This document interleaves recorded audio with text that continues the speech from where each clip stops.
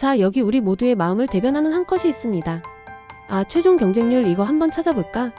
손은 이미 핸드폰으로 향하고 있죠. 그런데 이내 불안감이 엄습합니다. 아니야, 보면 더 불안해질 거야. 이 고뇌하는 모습 정말 눈물 나지 않나요? 하지만 인간의 본성이라는 게 또 그렇습니다. 그래도 궁금한데 딱 한 번만 볼까? 이 치명적인 유혹 앞에서 여러분은 과연 자유로울 수 있었을까요? 아마 이 자리에 계신 많은 분들이 같은 고민을 하셨을 겁니다. 이 숫자들이 뭐라고 우리 마음을 이렇게 들었다 놨다 하는 걸까요?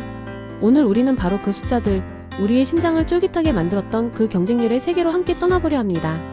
너무 긴장하지 마세요. 제가 옆에서 재미있는 길라잡이가 되어드릴 테니까요.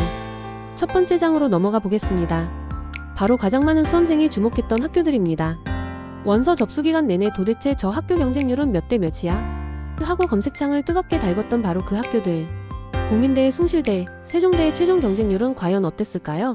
수많은 지원자 속에서 과연 내 자리가 있을까? 혹은 나는 어느 정도 위치일까? 하는 마음에 손땀을 쥐셨을 겁니다. 우리 모두가 겪었던 그 긴장과 궁금증을 이제는 조금은 편안한 마음으로 차근차근 함께 들여다보면서 아, 그때 내가 겪었던 일이 나 혼자만의 일이 아니었군 하고 위로도 받고 재미있는 이야기도 나눠보려 합니다. 자, 그럼 첫 번째 학교부터 함께 살펴볼까요? 먼저 국민대학교입니다. 총 1194명을 모집했는데 무려 7858명이 지원해서 최종 경쟁률은 6.58대 1을 기록했습니다. 주요 학과를 보면 법학부가 11.62대 1로 단연 돋보였고요. 국제통상학과는 8.36대 1, 그리고 소프트웨어 학부가 7.4대 1을 나타냈습니다. 역시 법학부의 인기는 식을 줄 모르는 것 같죠? 다음으로 숭실대학교입니다. 국민대보다 조금 더 많은 1384명을 모집했고 지원자는 9842명으로 최종 경쟁률은 7.11대 1이었습니다. 숭실대의 주요 학과를 보면 특히 정보보호학과가 8.75대 1로 높게 나타났습니다.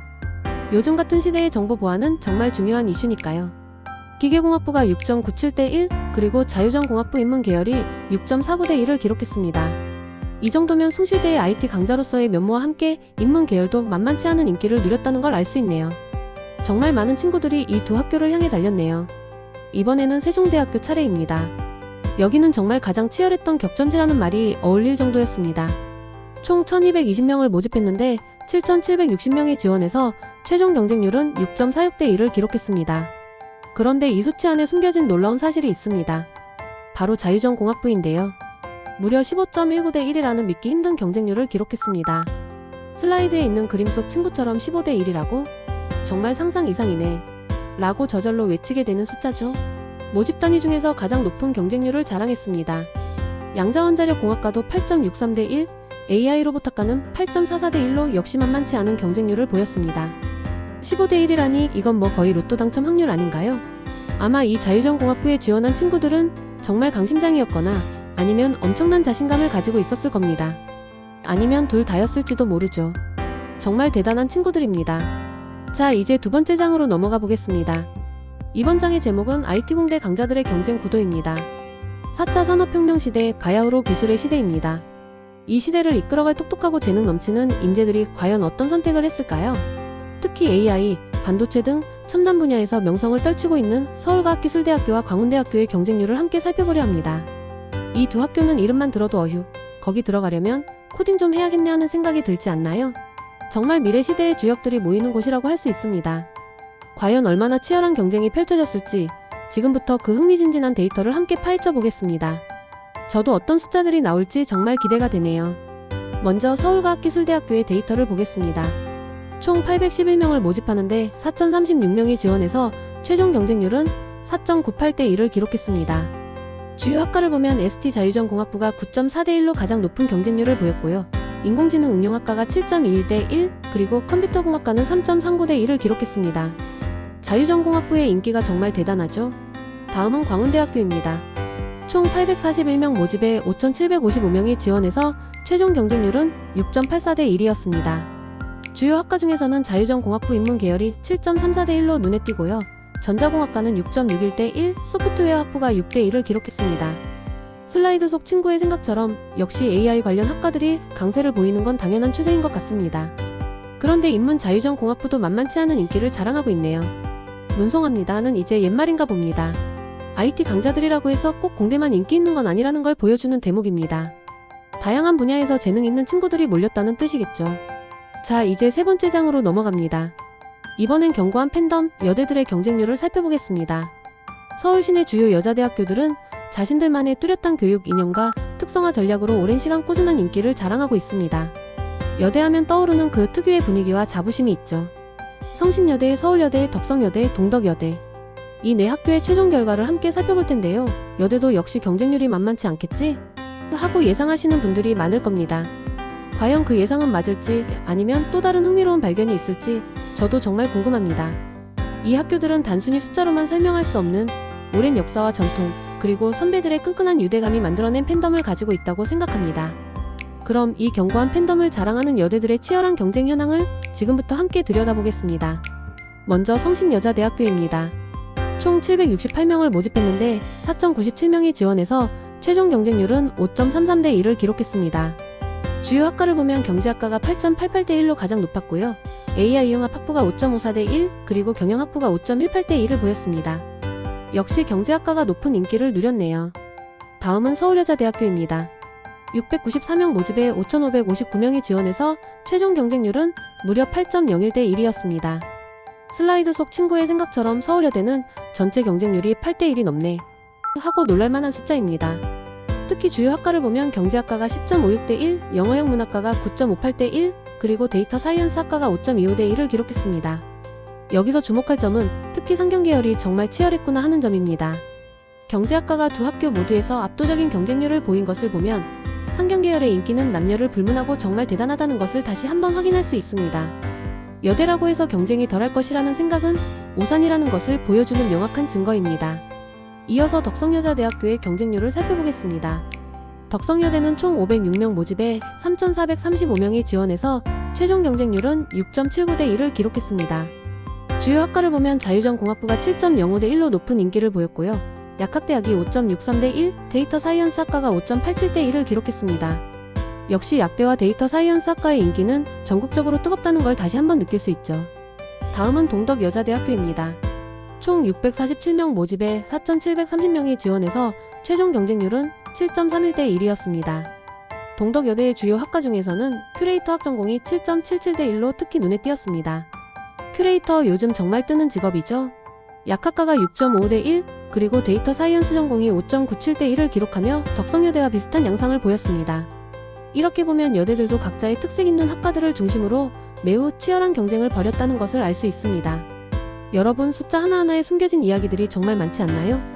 자, 이제 마지막 점검, 그 외 주요 대학들의 최종 성적표입니다. 앞서 살펴본 학교들 외에 어떤 대학들이 우리를 또 놀라게 했을지 함께 보시죠. 먼저 명지대학교는 최종 6.1대 1의 경쟁률을 보였고, 그중 AI 소프트웨어 융합대학이 8.2대 1로 높게 나타났습니다. 상명대학교는 5.01대 1이었는데 행정학부가 11.36대 1로 무척 치열했네요. 삼육대학교는 6.74대 1의 경쟁률을 보였습니다. 그런데 여기서 정말 놀라운 숫자가 나옵니다. 영어영문학과가 무려 35대 1, 상담심리학과가 20대 1을 기록했습니다. 와, 이건 그냥 로또잖아? 하고 생각하실 수 있습니다. 사실 저도 깜짝 놀랐습니다. 마지막으로 서경대학교는 15.49대 1이라는 압도적인 최종 경쟁률을 기록했고요. 자유전공학부가 12.47대 1이었습니다. 그런데 중요한 주석이 달려 있습니다. 이 서경대학교의 높은 경쟁률은 실기 전형이 다수 포함되어 있어 전체 경쟁률이 높게 나타났다는 점을 꼭 기억해야 합니다.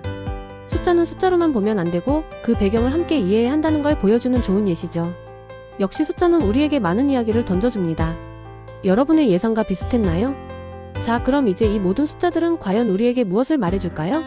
방대한 데이터를 한눈에 볼 수 있도록 막대 그래프로 정리해 보았습니다. 서경대부터 서울과기대까지 그야말로 줄 세우기가 펼쳐져 있죠. 가장 먼저 눈에 띄는 것은 바로 모든 곳이 치열했다는 사실입니다. 대부분의 대학이 5대 1 이상의 높은 경쟁률을 기록했습니다. 그러니 여러분, 나만 이렇게 힘든 싸움을 한 건가? 하고 자책할 필요가 전혀 없습니다.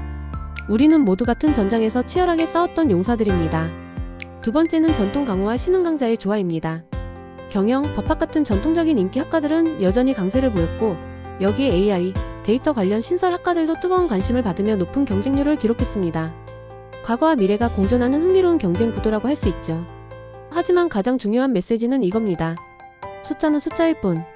경쟁률은 지원자들의 관심을 나타내는 지표 중 하나일 뿐, 여러분의 합격을 결정하는 절대적인 기준이 될 수는 없습니다.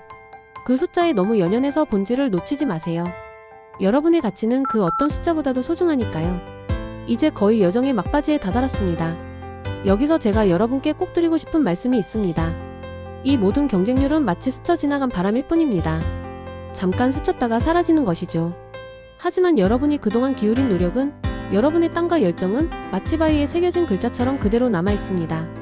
마지막 순간까지 심장을 부여잡고 고민하며 원서 하나하나에 여러분의 꿈을 담아냈던 그 시간과 노력, 그리고 뜨거웠던 열정은 이 차가운 숫자들로는 절대 모두 설명할 수 없습니다.